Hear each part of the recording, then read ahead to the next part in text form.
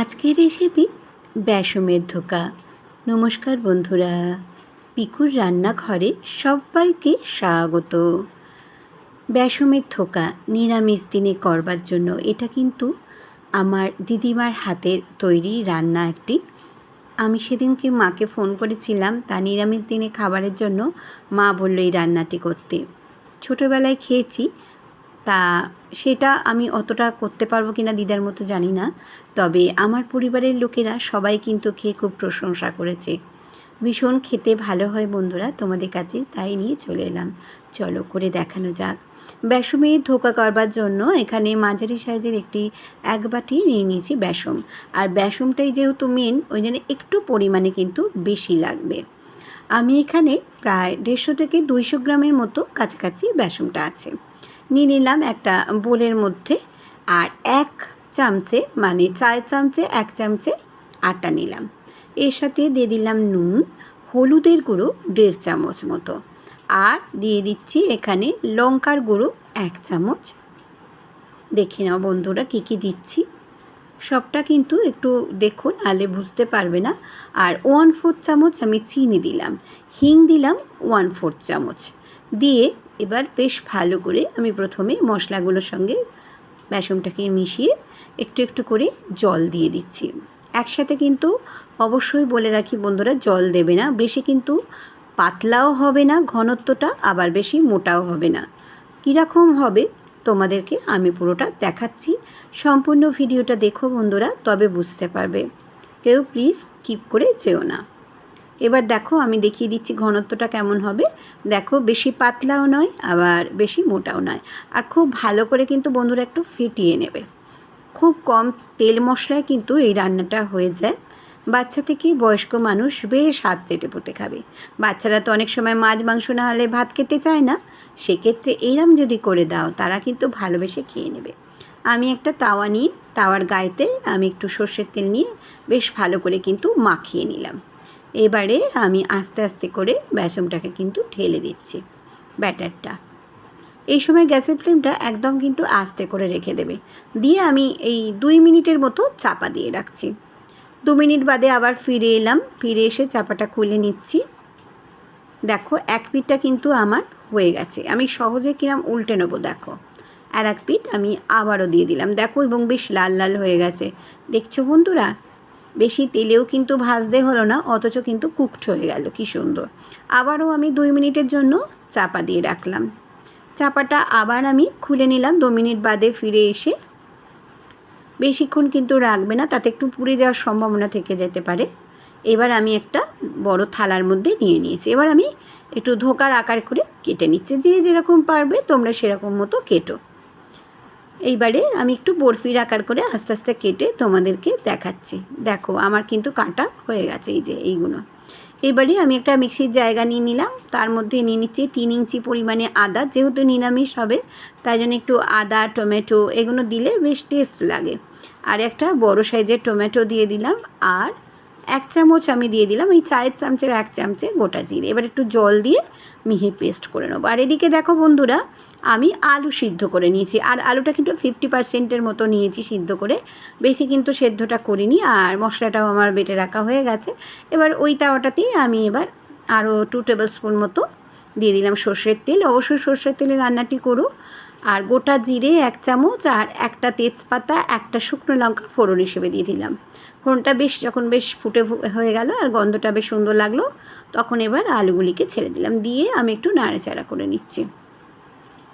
ওই 1-2 সেকেন্ডের মতো নাড়াচাড়া করলেই হবে। এবারে আমি নাড়াচাড়া করে নিয়ে যে বাটা মশলাটা করেছি সেটা কিন্তু দিয়ে দেব।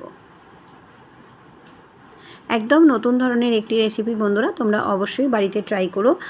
দুর্দান্ত স্বাদের খেতে হয়। যদি বাড়িতে না করো তোমরা বুঝবে কী করে, তাই আমার রিকোয়েস্ট রইল একটু করো। তারপরে বাটা মশলাটা দিয়ে আমি বেশ ভালো করে কিন্তু নাড়াচাড়া করে নিচ্ছি। এই সময় গ্যাসের ফ্লেমটা লো টু মাঝারি করে রেখে দেবে। আর আমি একটু গায়ে ছিটকা ছিল বলে চাপা দিয়ে রেখেছিলাম এই 1-2 সেকেন্ডের মতো। গ্যাসের ফ্লেমটা লো টু মাঝারি করে রেখে দিয়েছি। এবারে 2 সেকেন্ড বাদে দেখো বেশ দেখলাম আদা কাঁচা লঙ্কার গন্ধটা যতক্ষণ না যাচ্ছে একটুখানি চাপা দিয়ে রাখলে আর ফুটেও গেল না। গায়ে ছিটকেও এলো না। আমি একটু নাড়াচাড়া করে নিচ্ছি যতক্ষণ না আদা কাঁচা লঙ্কার গন্ধটা যায়। এবার আমি বাটি ধোয়া জল দিয়ে দিলাম, দিয়ে আবার একটু নাড়াচাড়া করে নেব। এই রেসিপিটি তোমাদের কাছে যদি ভালো লেগে থাকে তাহলে সাবস্ক্রাইব, লাইক, শেয়ার করো, নিচে থাকা বেল বাটনটা প্রেস করে দিও যাতে নতুন নতুন রেসিপি বা ব্লগ তোমাদের কাছে প্রথমেই পৌঁছে যায়। এবার 1 চামচ হলুদের গুঁড়ো, 1 চামচ লঙ্কার গুঁড়ো আর নুন 1 চামচ দিয়ে দিলাম, আর চিনি 1 চামচ দিয়ে আমি একটু ভালো করে নাড়াচাড়া করে নেবো, একটু কষিয়ে নেব। এই সময় গ্যাসের ফ্লেমটা একদম আস্তে করে রেখে দিয়েছি।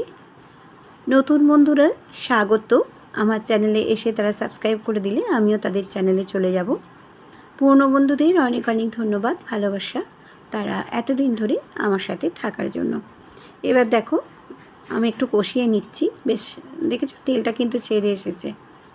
আমি আবারও একটু ভালো করে নাড়াচাড়া করে নিচ্ছি।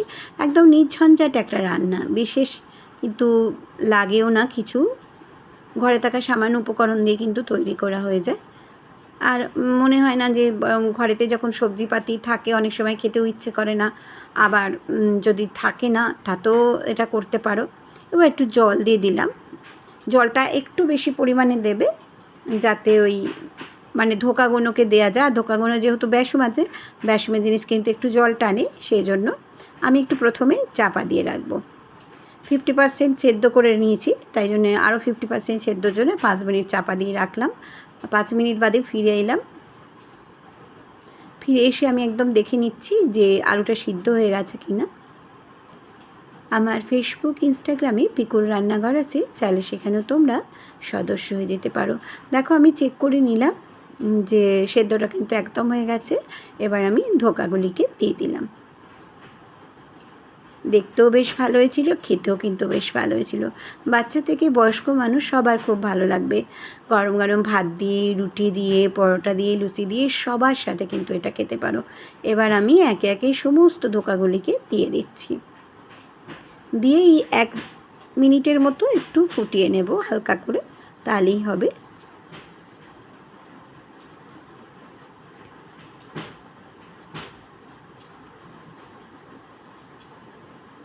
বাড়িতে করো আর বলো যে কেমন হয়েছিল। ভালো ভালো কমেন্টস করো, আর একটি করে প্লিজ তোমরা লাইক দিও। এখানে দেখো এলাচ, লবঙ্গ, দালচিনি আমি একটু শুকনো খোলায় গুঁড়ো করে সেটা দিয়ে দিলাম। আমি এইভাবে কিন্তু গরম মশলাটা এই রেসিপিটাতে দিলাম, এতে টেস্টটা কিন্তু বেশি ভালো হবে।